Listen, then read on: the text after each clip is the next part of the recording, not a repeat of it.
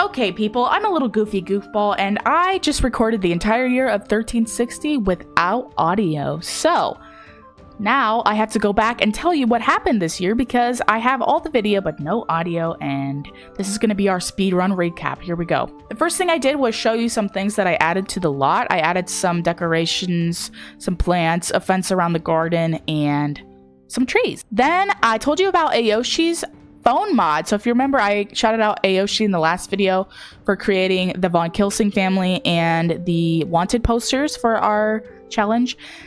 They also just created a phone mod that replaces the phone with a notebook. So it really helps as a solution to the problem that we've been having with the new pack where Sims constantly pull out their phone. So I will link that in the description because it is great.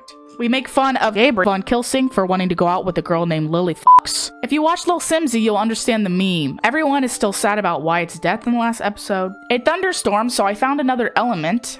And then Wyatt also collected the element I sent in last episode from the mailbox. So now we have the 3 out of the 5 elements we need for him to get promoted in blacksmithing. He put those away. Flora starts having a midlife crisis about unfulfilled dreams and also the death of her beloved. We try to sympathize with Clara because we know she did what she did because of love for her father, but we just can't because she's a little sociopath. Wyatt Jr. takes over the gardening responsibilities because his dad was always the one who did it, and his dad's now gone. It was Flora's turn to die, so while looking at her late husband's grave, she becomes really angry and sad and overcome with grief that she dies. The stress of watching Flora's death sends Clara into labor. Clara gives birth to our very first son after a string of girl babies, Wyett III. Wyatt rolls safe, so he gets to live.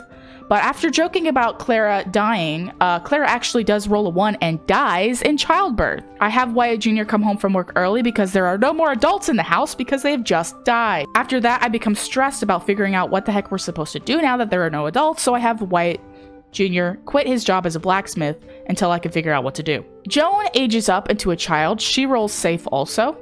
She looks just like her dad did when her dad was a kid, and we give her a makeover. I decide as a solution for now, I'm going to hire a nursemaid as a live-in nanny. Usually people only did this if they were rich, but desperate times call for desperate measures, and Wyatt's gonna have to just work a little harder. So the nanny shows up as a man, we turn her into a woman, Wyatt goes back to work as a blacksmith. The nanny's pretty much useless, they just serve as a warm body while Wyatt's at work. The kids start helping with the gardening and other chores around the house. They also start going to the market to get bread for us to eat because the nanny won't cook anything. Like I said, they're completely useless. We buy a $1,200 painting of Wyatt and Gletta that Wyatt Jr. has commissioned.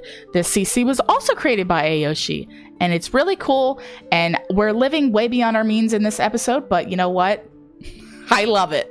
Maybe we're richer than we thought. And we have not heard from the Vittoris yet. So, if you're interested in finding out what happens to our beloved vampires, you're gonna have to tune into 1361. And hopefully by then I'll have my audio figured out, because I'm a dunce. I'll see you then.